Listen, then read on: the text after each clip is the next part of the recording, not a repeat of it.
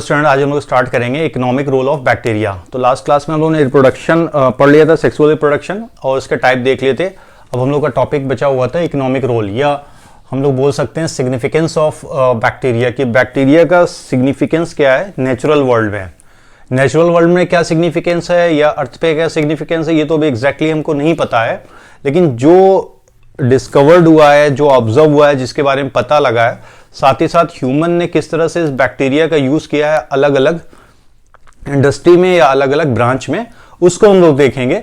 वो भी सारे हम लोग नहीं, लेकिन कुछ जरूर डिस्कस करेंगे। तो स्टार्ट करते हैं। बैक्टीरिया की जो वर्क है या इसका रोल है, उसको दो ब्रॉड कैटेगरी में हम डिवाइड कर सकते हैं। एक तो हमारे पास इसका बेनिफिशियल रोल है, ठीक है, कि बैक्टीरिया क्या बेनिफिशियल रोल प्ले कर रहा है, और दूसरा उसका हार्मफुल रोल है, ठीक है। Second is the harmful role. तो पहले हम लोग स्टार्ट करते हैं अच्छे से, यानी बेनिफिशियल रोल से। तो बेनिफिशियल रोल में सबसे पहला नंबर हम लोग देते हैं एग्रीकल्चर में। एग्रीकल्चर में बैक्टीरिया का क्या रोल है, तो सबसे मोस्ट इंपॉर्टेंट यहां पर स्टार्ट करते हैं decay and decomposition of organic matter. जो सेप्रोट्रॉफिक बैक्टीरिया होते हैं या सेप्रोफाइट्स बैक्टीरिया होते हैं, वो क्या करते हैं, डेड और डीके प्लांट्स एंड एनिमल्स, ठीक है, प्लांट्स एंड एनिमल्स के पार्ट्स एंड इनके रिमेन्स को क्या करेंगे, डिकम्पोज करेंगे। और इस डिकम्पोजिशन की वजह से जो कॉम्प्लेक्स ऑर्गेनिक मैटर है वो सिंपल फॉर्म में कन्वर्ट होगा, देन सॉइल के स्टेटा में चला जाएगा, जहां से प्लांट फिर से अब्सॉर्ब करेंगे और सॉइल की एक तरह से फर्टिलिटी बढ़ेगी। तो एक तो ये हो गया। सेकेंड, अगर हम लोग देखें सीवेज डिस्पोजल एंड, और हम बोल सकते हैं सीवेज के ट्रीटमेंट में, आप लोग हायर क्लास में पढ़ेंगे कि बैक्टीरिया का यूज होता है सीवेज, जो घरों से निकलने वाले वेस्ट हैं या इंडस्ट्री से निकलने वाले वेस्ट हैं, ठीक है, उसके ट्रीटमेंट में। ये पूरी प्रोसेस होती है एसटीपी में। कहां होती है, एसटीपी, सीवेज ट्रीटमेंट प्लांट। ये प्रोसेस बायोलॉजिकल ट्रीटमेंट कहलाती है। तीन तरह का ट्रीटमेंट किया जाता है, एक होता है प्राइमरी, सेकेंडरी और फिर टर्शरी। तो सेकेंडरी ट्रीटमेंट जो होता है वो बायोलॉजिकल ट्रीटमेंट होता है सीवेज का, और उस सीवेज के ट्रीटमेंट के दौरान बैक्टीरिया का यूज किया जाता है विद फंगस। फाइन। इससे होगा क्या, जो वेस्ट वाटर निकल रहा है घरों से निकलने वाला या इंडस्ट्री से निकलने वाला, वो अगर सीधे सीधे रिवर में या दूसरी एक्वाटिक बॉडी में डाल दिया जाए तो पूरा का पूरा वाटर क्या होगा, बहुत बुरी तरह से पोल्यूटेड होगा, और वहां पे जो एक्वाटिक एनिमल्स या प्लांट्स हैं उनका सर्वाइवल खतरे में पड़ जाएगा। तो सीवेज को सीधे ड्रेन करने के बजाय पहले उसको क्या करेंगे, सीवेज ट्रीटमेंट प्लांट में in the presence of this bacteria decompose करेंगे, और इस डिकम्पोजिशन से हमको कुछ और चीजें मिलती हैं, कुछ स्लरी वगैरह मिल जाता है, और जो वेस्ट बचता है उसको खाद के तौर पे यानी फर्टिलाइजर के तौर पे भी इस्तेमाल किया जाता है। तो एक तो रोल ये हो गया कि sewage disposal. Second, nitrogen cycle. जैसे एग्जाम्पल है नाइट्रोबैक्टर, नाइट्रोसोमोनास। ये नाइट्रोजन साइकिल में बहुत बड़ा रोल प्ले करते हैं नाइट्रिफिकेशन में और डीनाइट्रिफिकेशन में नाइट्रोजन के, ठीक है। नेक्स्ट, नाइट्रोजन फिक्सेशन, या हम लोग वर्ड यूज करते हैं BNF, biological nitrogen fixation. Plants के अंदर ये कैपेबिलिटी नहीं होती है कि वो एटमॉस्फेरिक नाइट्रोजन को सीधे सीधे यूज कर सकें, जैसे कि वो CO2 का यूज करते हैं और अपना फूड बनाते हैं। एंड नाइट्रोजन बहुत इंपॉर्टेंट कंस्टिट्यूएंट है पूरे न्यूक्लिक एसिड्स का, सारे तरह के प्रोटीन्स का और एंजाइम्स का। और अगर नाइट्रोजन की कमी होगी तो प्लांट्स के अंदर इन सारे केमिकल का मेटाबॉलिज्म डिस्टर्ब होगा, और प्लांट पे सारे के सारे एनिमल डिपेंडेंट है, तो पूरी नाइट्रोजन की चेन जो है वो डिस्टर्ब होगी। तो इस नाइट्रोजन को यूजेबल फॉर्म में कन्वर्ट कौन करता है, राइजोबियम, और भी बहुत सारे बैक्टीरिया। मैं यहां राइजोबियम स्पीशीज की बात कर रहा हूं। राइजोबियम स्पीशीज जो म्यूचुअल इंटरेक्शन शो करता है, इस तरह के इंटरेक्शन को हम लोग सिम्बायोटिक एसोसिएशन कहते हैं, जो लेग्यूमिनस प्लांट के साथ होता है, जहां पे ये रूट नोड्यूल के अंदर पाया जाता है, और बदले में ये देता क्या है, उस लेग्यूमिनस प्लांट को फिक्स्ड नाइट्रोजन देगा। मतलब राइजोबियम और कुछ ब्लू ग्रीन एल्गी हैं जिनके अंदर ये कैपेबिलिटी है कि वो एटमॉस्फेरिक नाइट्रोजन को कन्वर्ट कर सकें यूजेबल फॉर्म में। वजह क्या है, क्योंकि इनके अंदर एक स्पेशल एंजाइम प्रेजेंट होता है जिसे हम लोग नाम देते हैं नाइट्रोजिनेज। क्या नाम देते हैं, नाइट्रोजिनेज एंजाइम। ये एंजाइम इनमें पाया जाता है, और यही कैपेबल होता है कि इस नाइट्रोजन को कन्वर्ट कर सके यूजेबल फॉर्म में, यानी अमोनिया के फॉर्म में कन्वर्ट करता है, जो फिर आगे चलकर दूसरी तरह से यूज की जाती है नाइट्रोजन कंपाउंड की सिंथेसिस में in case of plant. Next आते हैं मीथेन और बायोगैस, ठीक है। तो आर्कीबैक्टीरिया में जो ग्रुप बिथेनोजेन था, जो रूमिनेंट में भी पाया जाता था, ठीक है, ये क्या करता है बायोगैस का प्रोडक्शन में, तो जो गोबर या कचरा है, काऊ डंग है, इन सबको इकट्ठा करके अगर हम डिकम्पोज करें बायोगैस प्लांट के अंदर, तो गैस बनती है जिसे हम लोग मीथेन गैस कहते हैं, और ये हार्मफुल भी नहीं होती, इको फ्रेंडली गैस होती है। तो मिथेनोजेन बहुत इंपॉर्टेंट बैक्टीरिया है, किस लिए, बायोगैस या मीथेन गैस प्रोडक्शन में इनका बहुत ज्यादा यूज होता है। ऑर्गेनिक मैन्योर फॉर्मेशन में, सीवेज ट्रीटमेंट से साथ ही साथ मिथेनोजेन यानी बायोगैस प्लांट में जो रॉ मटेरियल बचता है या जो वेस्ट बचता है, उसको हम लोग मैन्योर फॉर्मेशन में भी यूज कर सकते हैं।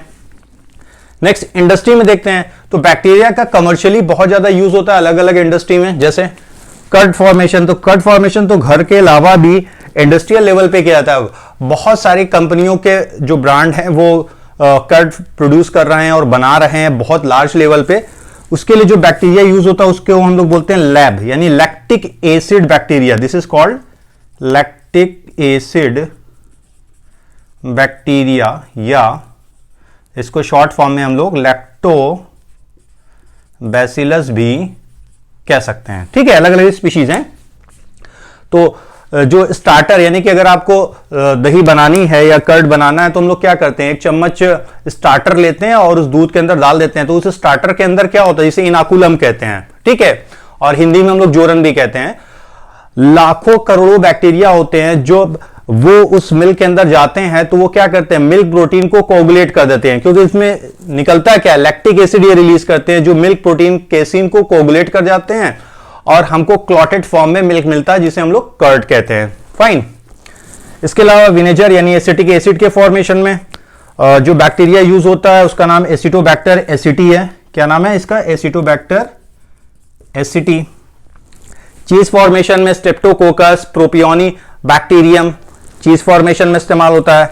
अल्कोहल की सिंथेसिस में कमर्शियली क्लॉस्ट्रीडियम का यूज हो रहा है। उसी तरह ब्यूटारिक एसिड के सिंथेसिस के लिए क्लॉस्ट्रीडियम ब्यूटाइलिकम का यूज हो रहा है। स्ट्रेप्टोकाइनेज एंजाइम बहुत इंपॉर्टेंट पॉइंट है। ऐसे पेशेंट जहां पे मायोकार्डियल इंफेक्शन हुआ है या किसी तरह की सर्जरी हुई है या ब्लड वेसल्स के अंदर ब्लड क्लॉट लगा हुआ है, उस ब्लड क्लॉट को हटाने के लिए इस एंजाइम्स का यूज किया जाता है, इसीलिए इसको क्लॉट बस्टर भी कहते हैं। Remove blood clots from the blood vessels, तो ये प्रोड्यूस किया जाता है बाय द एंजाइम स्ट्रेप्टोकोकस। तो इंडस्ट्री हो गया, एग्रीकल्चर हो गया। अब मेडिसिन इंडस्ट्री में देखते हैं। एंटीबायोटिक बहुत important, different type of antibiotics produce किए जाते हैं by the different type of bacteria. Antibiotic का काम क्या है, ये माइक्रोब्स की मेटाबॉलिक प्रोसेस को एक तरह से डिस्टर्ब करते हैं, जिससे वो हार्मफुल माइक्रोब्स की ग्रोथ रुक जाती है और वो धीरे धीरे कम होते हैं पेशेंट के अंदर या जहां भी डिजीज कॉज कर रहे हैं। सबसे पहली जो एंटीबायोटिक डिस्कवर्ड की गई थी वो पेनिसिलिन थी।